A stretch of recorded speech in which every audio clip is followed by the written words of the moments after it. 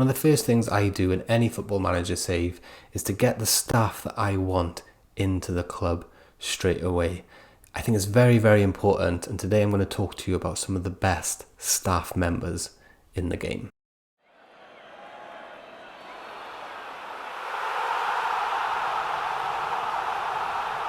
Hello and welcome back to FMSCOUT. My name is Rhys, and coming up on today's show, I have picked 10 of my favourite staff members that you can sign in Football Manager 2022. I'll go through, talk about them, pick out some of the attributes, and tell you ultimately why I've chosen them and why I would sign them straight away for my team. Do hit the like button, hit subscribe if you are new or if you haven't hit the subscribe button yet. Lots of content coming out from us, Football Manager 2022 related, of course. And let me get into coach/assistant manager/backroom staff member. Number one. Okay, so number one is Rhys Bioni. Okay, he's an Italian guy. He's got tactical of 20, adaptability of 20, and a level of discipline of 20. Now, what I have done here, just to start off and tell you kind of the parameters that I've set, I'm not going to show you the best coaches in the world that are totally unattainable for your team, right? What I've done is I've gone in as Watford and I've performed a search for staff members that I could actually sign as Watford, okay? So they're not going to be unachievable Liverpool's assistant manager, do you know what I mean? There's no point in me showing you Manchester City's assistant manager because you're not going to be able to sign them, okay? These should be attainable for most average clubs. Of course, there's a lot of clubs you can manage in Football Manager, so it does depend. But just so you know, I haven't just gone out and picked the best because just what's the point in that? Now, there are 3 key stats that I always base every single staff search around. That is level of discipline, determination, and what was the other one? Motivating, okay? Traditionally in Football Manager, those have been the 3 cornerstones of a good staff member. You could sign someone who's got 20 attacking, for example, a coach. But if he's got like 5 motivating, 5 discipline, and 5 determination, when you bring him into your team and you pop that little training delegation thingy on him, he's just not going to turn out to be very good, okay?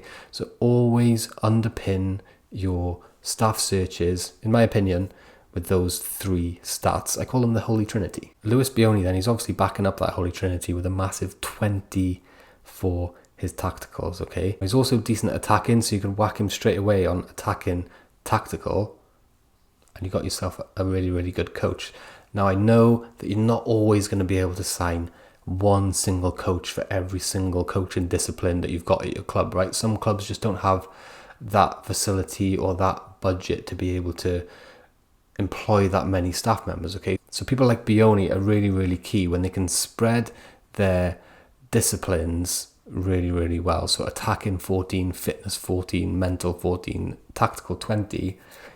Be a really good coach if you had to spread him across those different disciplines. Next up, I've gone for Niki Butt. He's a technical director here, but I would sign him as an assistant manager. And I did manage to get him to agree to a deal with Watford when I scouted him. I think this is a different save I'm on now. So I'll bring the scroller down here to assistant manager. What I love my assistant managers to have every single time are these 2 stats here, judging player ability and judging player potential. The reason being, my assistant manager is generally always going to be the one providing me with my squad reports, for example. So I want his star ratings to be as accurate as possible. I don't want dodgy star ratings off my assistant manager because I want to have full control over how good my team are, right? And if I've just got dodgy measurements coming off Niki Butt, it's not good enough, is it? So he fits the bill as far as judging player ability and judging player potential is concerned, right? They're both 15 to 19. Next, I want him to have good man management because I'm a manager who likes to delegate quite a lot, right? I'll delegate all my team talks to Niki Butt, for example. So with good people management and motivating is 14, could be better, but it's still good. He should be able to provide a decent, rousing team talk to my team if we're 1-0 down at halftime. Decent with the Holy Trinity, you can see there, determination, discipline, motivation, people management, which is a new one, to be honest with you. I need to learn a bit more about that one. But he's also good with working with youngsters, technical, tactical, mental. So you can give him a coaching assignment. He's not like a dud assistant manager who comes in but isn't really very good at training your team. He's actually going to be pretty decent at training as well. Next, we got Ricardo Cavallio, the Chelsea legend. He won it all at Chelsea, I think. Did he win the Champions League? Let me know in the comments if he didn't. I'm pretty sure he did. Determination and discipline. You can see the Holy Trinity is strong with this one. Motivation 15. Adaptability as well as 15 is always good. But he's come in as a defensive coach, right? It's right there in green and white. 18 defending. 16 mental. He's going to smash it, okay? He wants to be an assistant manager, so you'll have to persuade him a little bit to be a coach. A top tip for that is obviously on your drop-down menu when you're offering contracts, drop it down to coach and maybe up his wages a little bit. Normally works. Ricardo Cavallio, defensive coach. Mamma mia. Next up, we got Chiquinho, right? I love these Brazilian names. Chiquinho comes in as similar to Bioni, right? One of these guys who seems like they can do quite a lot. Attacking 13, defending 17, fitness 12, mental 14, tactical 13, technical 16. So more of a defending, technical coach really, and that's obviously a discipline in itself, so he would do really well at that. But look at that adaptability as well. He's absolutely smashing that at 19, so he could come over from Brazil or wherever he's playing his trade and hopefully do a really good job. He's a goalkeeping coach by nature, so just make sure when you offer him that contract you're not offering him a goalkeeping coach contract, because if you are, guess what? When he comes into your club, he's not going to want to be training anyone else other than your goalkeepers, and that's just going to be a waste of time for you, right? He's not even very good at it. Look, 7. Next up, Nuno Gomez. He's a head of youth development, right? So again, if you're going to offer him the coaching or the assistant manager job, make sure you drop that little menu down. Head of youth developments are annoying, right? I generally don't use them that much in my saves until I've built my team up to the point where I'm just like, well, what do I need next? Let's get a head of youth development. It's not really something I don't think that's needed that much, especially in previous games.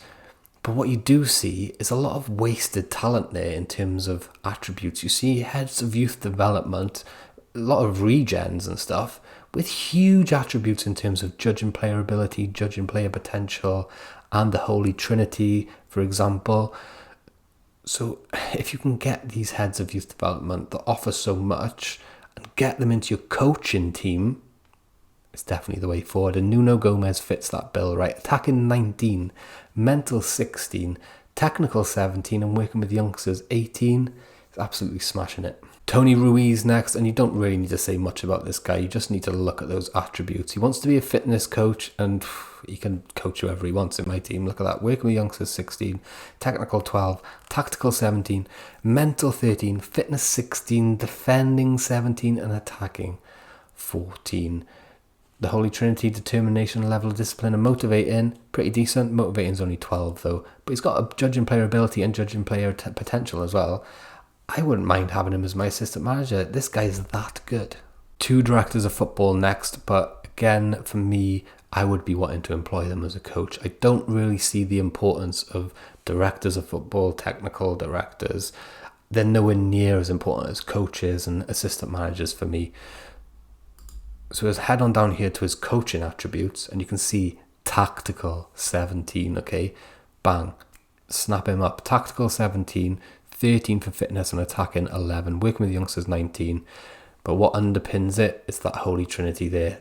Determination 17, level of discipline 18, motivating 15. Rudy Zibden next then, a director of football, and he doesn't really want to be anyone else. So this could be a difficult one if you're trying to employ him in another role. He might not want to do it. I haven't tried, but he'd be an excellent scout. Look at this, right? And scouts are important. 1, 2, 3, 4, 5, 6, 7. Get as many scouts as you possibly can and send them out on as many scouting missions as you can bear. This guy would be an excellent one. 19 for judging player potential and 17 for judging player ability. Scouts are very important, especially if you're not scouting people yourself, kind of like I do and a lot of content creators probably do. If you're playing the game normally, scouts are really, really important. Kevin Ball next, a hero of football, a manager. He's a lone manager here, Determination 20, look at his holy trinity, man. Determination 20, level of discipline 18, and motivating 19. If you click on his coaching stats here, it just blows you away. Attacking 15 and defending 15. He's like an all-action hero. Mental 16, tactical 15, and working with the youngsters 20. Similar to what we spoke about near the start of the video, he could be one for these teams who can't quite afford to have a full roster of coaches. So you bring someone like Kevin Ball or a few Kevin Balls in, and they share disciplines together before you can kind of build your squad, build your team, and build your finances to a state where you can employ more coaches and ultimately spread the workload, right, and improve your team that way. Last but definitely not least, Dennis Bergkamp, an absolute hero of the modern game, assistant manager or coach. He's happy with both, but look at how good he is at attacking. 17 and technical 20, and that's a discipline in itself, attacking, technical. So he would absolutely smash that if you brought him in. I have no doubt about that. Adaptability, determination, level of discipline, and motivation underpin the integrity of those coaching attributes. That has been it for today. That is your best staff list of Football Manager 2022. Do hit the like button if you've enjoyed it. Hit subscribe if you're new. If you want to hear more from me personally, I've got my own Football Manager channel. It's called FM wonderkids. I will link that up by there. Thank you so much for watching. See you again.